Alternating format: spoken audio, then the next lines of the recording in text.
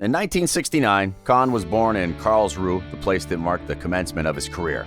His father, Rolf, had represented Karlsruher SC in the 1960s, and Kahn was on their list by the age of just 6.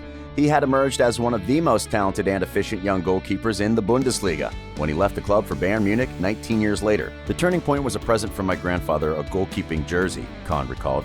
A wonderful yellow goalkeeping jersey embroidered with Sepp Mayer's signature. At the time, in the mid-1970s, he was the best goalkeeper around. When your grandfather gives you a goalkeeping jersey, you have no other option but to put it on next time. So I did that and said, okay, I'll go in goal and do him a favor.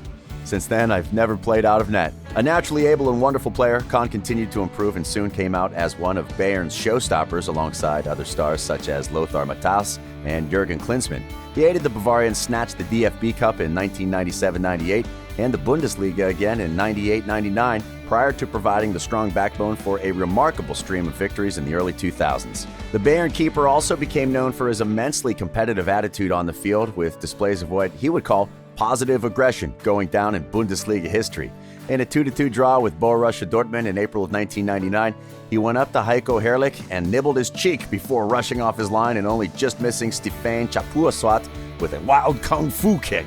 I often use my body language to show my team complete presence and to instill respect, or even better, fear, in my opponents, Kahn explained.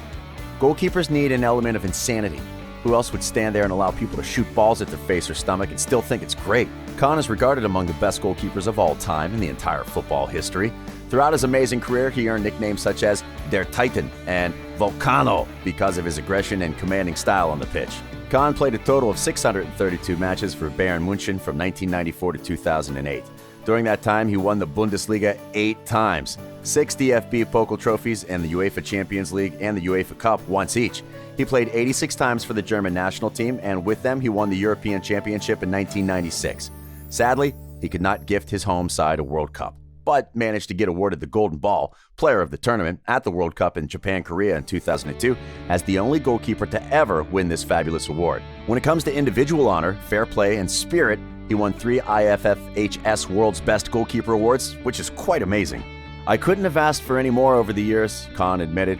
I just feel grateful my body held out for so long, and I was able to celebrate so many great successes at a club like Bayern. There were so many emotional highlights, but also some emotional lows. It's not always the really big titles that are linked with the emotional highlights. Sometimes it's the smaller moments. After retiring from football, Kahn was offered a job as the sporting director at Schalke 04 in 2009, but surprisingly, he turned down the offer. Kahn got a coaching license in 2010 and a Master of Business Administration degree in 2012. Since hanging up the gloves, Kahn has worked as a successful television expert for German broadcaster ZDF. He published several books. This all itself is what makes him a great achiever aside from football. He has become a backbone of various charitable projects such as the Munich Street Football League, Bund Kick Gut, and the Justin Racola Association that aims to protect and prevent young people from violence, alcohol, and drugs. Good news is that Bayern Munich CEO Karl-Heinz Rummenigge has confirmed that Oliver Kahn will be put in rank to take over his job as the CEO. As per credible sources, Bayern wants to appoint Kahn a member of the board of directors in 2020. And if all goes perfectly as they have planned, the former goalkeeper would then be able to take over the position as the CEO at the end of 2021. A world-class player, one of the first to make use of the psychology of the sport of football, Oliver Kahn was, without any doubt, one of the finest goalkeepers of his generation, and an inspiration for players that came in then future, such as Manuel Neuer. Ferocious, fearless, and almost fanatical in his devotion to the cause of the sport, he was truly one of a kind.